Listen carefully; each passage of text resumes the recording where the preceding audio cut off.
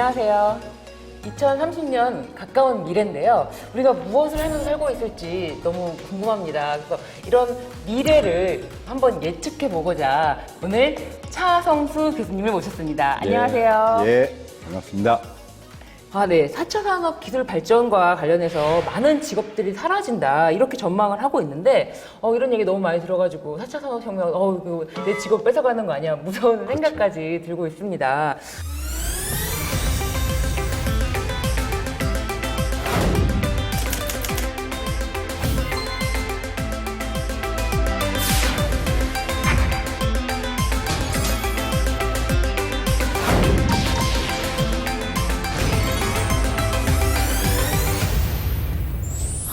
그러면 네. 이 4차 산업혁명 이 기술이 발달하면은 단순 노동직이 사라진다고 하는데 이게 맞나요, 교수님? 단순 반복 노동은 사라질 가능성이 있어요. 단순 반복은 네. 대체 가능하니까. 그렇죠. 네. 예를 들면 우리가 자동차를 보면 자동차를 대량 생산하는 방식은 조립 노동자들이 반복 노동하는 거잖아요. 네. 근데 점점 수요 맞춤형으로 가야 된다. 이러면 노동자들이 확 줄어들죠. 네. 예를 들면 아디다스가 네. 이 독일에 있다가 네. 저임금 때문에 중국으로 이사를 갔어요. 네. 이게 신발을 단순 반복 노동으로 생산하는 건데 네. 여기 한 10,000명, 10,000명, 15,000명이 근무해서 50만 족을 생산했어요. 네. 그러다가 이게 임금이 자꾸 올라가니까 다시 독일로 돌아갔어요. 네. 다시 독일로 돌아갔을 때 100명이 100명이 같은 50만 족을 생산을 해요. 네.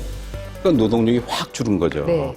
이게 기술이, 네. 기계가, 테크놀로지가 들어가는 순간 이게 15,000명이라든 거를 100명으로 줄이는 거고 네. 더 중요한 건 15,000명이 생산하던 건 10가지 종류의 신발밖에 생산을 안 했는데 네. 100명이 수요자 맞춤형 신발을 주문 생산해. 네. 이렇게 되는 겁니다. 네.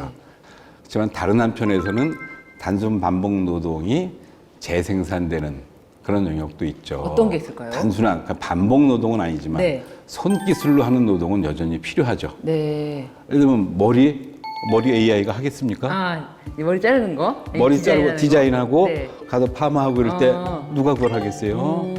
미용사 이런 거는 이게 기계가 대체하기 쉽지 않아요. 미적 감각과 관련된 거 절대 대체 못하죠. 미적 감각. 그럼요. 그런 것들은 절대 대체 못하는 거기 네. 때문에 손기술로 하는 단순 노동이어도 그게 유지되는 것들이 네. 반드시 있는 거죠. 근데 자동화로 어떤 직업이 소멸되기도 하지만 대체되거나 전환되기도 하지 않나요? 전환되는 것도 많이 있죠. 네. 비슷하게. 네. 예를 들면 70년대까지는 뭐가 있었냐, 우리 전화교환원이라고 있었잖아요. 옛날 얘기네요, 교수님. 돌리면은 네. 150번 바꿔주세요 그러면 해주는 거. 네네. 그런 전화교환원이 있었는데 네. 이게 자동화가 되니까 네. 이 사람들 직업은 없어졌어요. 이 직업은 없어졌지만 지금은 다 그 비슷한 일을 누가 하고 있냐. 텔레마케터들이 다 하고 있는 거죠. 콜센터에서 전화를 콜센터죠. 받아주는구나. 그런 방식으로 단순 노동이 대체되는 경우도 여전히 아직은 있어요. 왜냐하면 신기술이 시장의 대부분을 장악할 때까지 시간이 걸리기 때문에 네. 그거를 대체하는 방식으로 노동은 바뀌어가겠죠. 꼭 없어지는 게 아니고 전환되고 대체되는 경우가 있다. 예를 들면 네. 변호사, 네. 그건 아시죠? AI 변호사 있는 건 아시죠? AI 변호사 있는 건 아시죠? AI에게 당신의 직업을 빼앗긴다면 후후. 후후? 어허. 내 직업을 빼앗을 수가 없다니까? 걱정 마. 빼앗을 수 없을걸?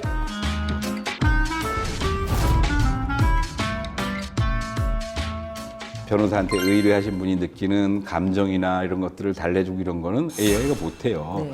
기본적인 거는 나오겠지만 네. 이 기본적인 걸 가지고 변호사가 해줘야 되는 일이 있잖아요. 네. 그러니까 변호사도 옛날과는 다른 일을 하겠죠. 가장 대표적인 게 우리가 이번에 해보니까 온라인 교육 해보니까 네. 그런 일이 생기잖아요. 전국의 모든 선생님들이 초등학교 3학년을 가르치는 똑같은 수업을 똑같이 했었는데 네. 온라인으로 해보니까 굉장히 다양하게 이 수업 형식이 바뀌고 네. 누가 잘하는지 못하는지가 달라지면서 지식 교육이라고 하는 거는 온라인으로 대체가 가능하겠네. 그러면 같은 선생님이지만 네. 이 선생님의 역할이 지식을 가르치던 선생님에서 아이들의 눈높이에서 같이 코칭해주고 아이들의 이 인성과 감성을 자극해주는 역할 네. 이런 걸로 바뀌게 되겠죠. 같은 직업이어도. 직업이 같더라도 그럼요. 변화가 일어난다. 그럼요. 그런 말씀이시구나. 네. 그러면은 그럼 도전하는 직업으로는 어떻게 볼 수 있을까요? 기계가 감당해주지 못하는 것들이 있습니다. 그러면 즐겁게 해주는 거, 엔터테인. 엔터테인먼트가 네. 있죠. 형식은 달라지지만 네.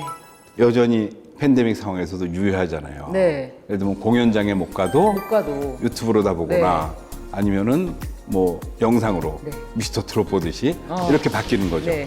그래서 그런 것들을 생산하는 영역은 점점 많아지는 거죠. 그러면서 가장 성장한 산업 중에 하나가 넷플릭스 이런 거잖아요. 그러네요. 그죠? 네. 1인 가구 시대 네. 또는 이런 위기 시대, 네. 사회적 거리도 해야 되는 이런 시기가 되면 그런 영역이 확 늘어날 수밖에 없는 거죠.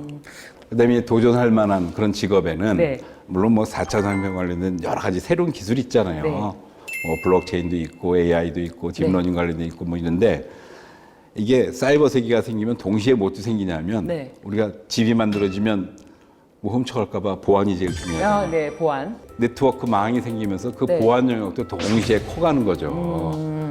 그래서 왜 특성화고 같은 데 가면 IT 학과 중에 네. 가장 경쟁력이 있는 데가 보안학과입니다. 사이버 보안학과. 그쪽이 점점 커질 수밖에 없는 거죠. 그렇군요. 그래도 우리 지금 사회에서는 막 인기 있는, 소위 인기 있는 뭐 사자라는 직업이 있지 않습니까? 네. 네. 그런 인기 있는 직업들은 가까운 미래에 어떤 변화가 있을까요? 사자라고 하는 직업은 자격증을 뜻하는 거고 네. 이 자격증이 인기가 있고 네. 좋은 직장이라고 사람들이 생각하는 건 이 공급이 막혀 있기 때문에 그럼 변호사 시장도 마찬가지고 변호사 뭐 회계사 사무사 다 비슷한데 네. 요 골목을 열어놓느냐 안 열어놓느냐에 따라서 그건 바뀌는데 그건 기술의 문제가 아니라는 거죠.